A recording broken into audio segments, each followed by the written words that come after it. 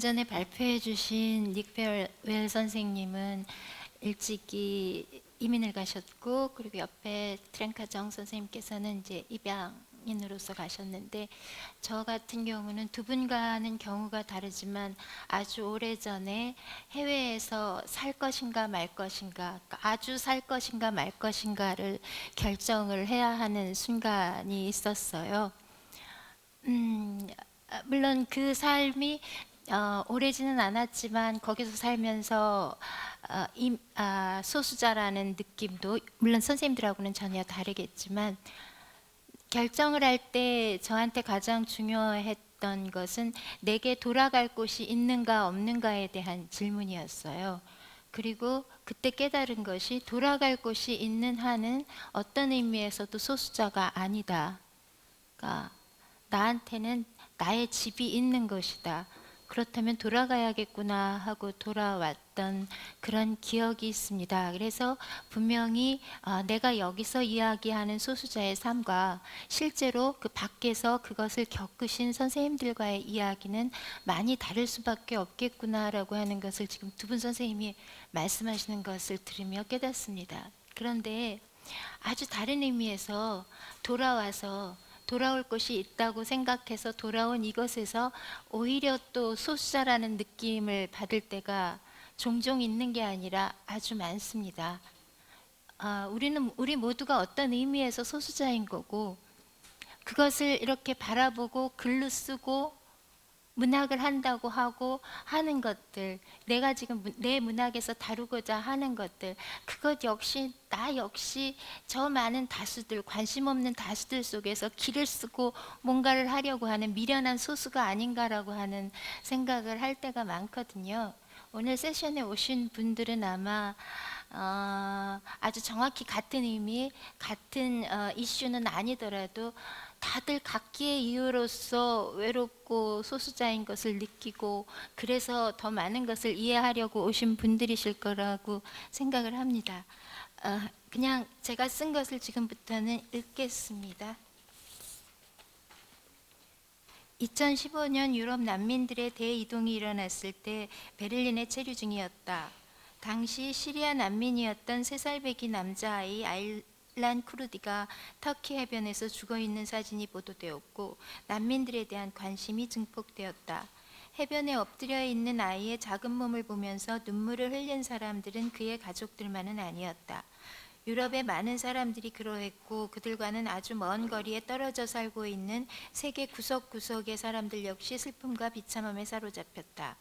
엄청난 수의 난민들이 베를린으로 몰려들었고, 베를린 시민들은 그들을 환영하기 위해 길거리로 나섰다. 일부 시민들은 자기 집에 숙소를 제공하기까지 했다. 그러나 여전히 많은 수의 난민들이 거리에 있었다. 추위와 절망에 지쳤던 사람들이 베를린 시민들의 환대에 힘입어 간신히 희망을 붙들고 있었지만, 거리에는 아직도 노숙 중인 난민들이 넘쳐났다. 그들은 자원봉사자들이 나눠주는 음식을 먹으며 담요를 뒤집어 쓴 채 불안과 두려움을 견디는 중이었다. 그 와중에도 아이들은 서로 장난을 치고 노래를 부르고 웃음을 터뜨렸다. 대규모 난민 이동은 전 유럽을 혼돈 상태로 빠뜨렸던 정치적 사건이 아니라 누군가가 누군가를 향해 마음을 열었던 감동적인 장관으로 기억된다. 한 아이의 죽음이 일깨운 것은 사람들의 마음 깊은 곳에 있었던 온정이나 자선이 아니라 부끄러움과 죄의식이었다. 누가 이 아이를 죽였나? 사람들은 그 질문을 자신에게 물었다. 그로부터 시간이 흘렀다. 난민들에 관한 근본적인 해결책은 여전히 요원해 보이고, 사람들은 아일란 쿠르드를 잊었다. 그 아이가 잊혀져 가는 동안 또 다른 아이들이 죽었고, 더 많은 난민들이 생겼다. 당시 그들에게 온정과 사랑을 베풀었던 사람들 중에는 자신들이 한순간 그런 감상주의에 빠졌었다는 것을 후회하기도 했다. 세상은 쉽게 변하지 않는다. 수많은 사람들의 선의가 뭉쳐 그것이 주목할 만한 흐름이 된다고 하더라도, 그 흐름이 시대의 중심이 되고 마침내 그 시대의 바닥이 되기까지는 더 많은 시간과 더 많은 선의와 더 많은 고통이 필요하다. 그런 세상에서 문학이 할 수 있는 일은 무엇인가? 문학은 과연 그런 세상을 향해 무언가를 하는 일이기는 한 것인가? 전쟁으로 인한 난민들이 아니더라도 난민처럼 살아가는 사람들이 도처에 있다. 일상적인 편견과 질시와 학대를 감내하며 살아가는 사람들 중에는 스스로 국경을 건너와 문화적으로나 민족적으로 소수가 된 사람들이 있고 아예 태어날 때부터 경계에 사로잡힌 사람들도 있다. 최근 정부 통계에 의하면 우리나라의 이주민이 230만, 이주 노동자가 100만이 넘는다고 한다. 등록되지 않은 숫자를 더하면 훨씬 더 많은 사람들일 것이다. 이들이 이미 우리 사회의 일원이라고 말할 수 있는 것은 그 숫자 때문이 아니라 그들이 이미 우리 사회의 동력이기 때문이다. 그들은 결혼을 하고 아이를 낳고 생산을 하고 말하자면 살아간다. 그러나 여전히 많은 사람들이 그들을 우리가 아닌 그들이라고 생각하는 게 사실이다. 몇 대 전의 경험인데 서울에서 열린 컨퍼런스에서 호주 작가와 같은 세션에 참가한 적이 있었다. 그 작가는 한국에 온 것이 처음이어서 오기 전에 한국에 대해서 알기 위해 여행 서적을 보았다고 했다. 론리 플래닛의 한국편에 이런 경고 문구가 있었다고 했다. 당신이 한국을 여행할 때는 게이라는 말을 하지 마십시오. 그 문구를 소개하면서 작가는 같이 참석한 작가들과 청중들에게 동시에 물었다. 그래야 합니까? 그 기억이 오래 남아 그와 관련한 글을 쓰기도 했었다. 그 질문을 받았던 당시에는 대답할 말을 찾기가 어려웠었다. 사실대로 말하지 못해서가 아니라 또는 그렇지만은 않다고 말할 수가 없어서가 아니라 그냥 속수무책으로 부끄러웠기 때문이다.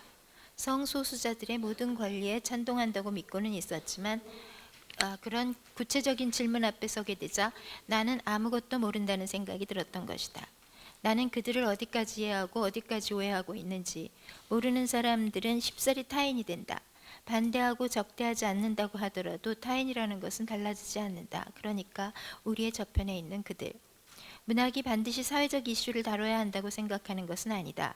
문학은 어떻게 하든 반드시 사회적일 수밖에 없다는 점에는 동의하지만 의도적으로 그 지점에 서 있어야 하는 건 아니라는 생각이다. 그러나 여전히 문학이 세계에 대해서 말을 하는 것이라면, 사람에 대해서 말을 하는 것이라면, 문학이 나와 당신에 대해서 말을 하는 것이라면 나는 더 많은 나와 더 많은 당신에 대해서 생각했어야 했을 것이다.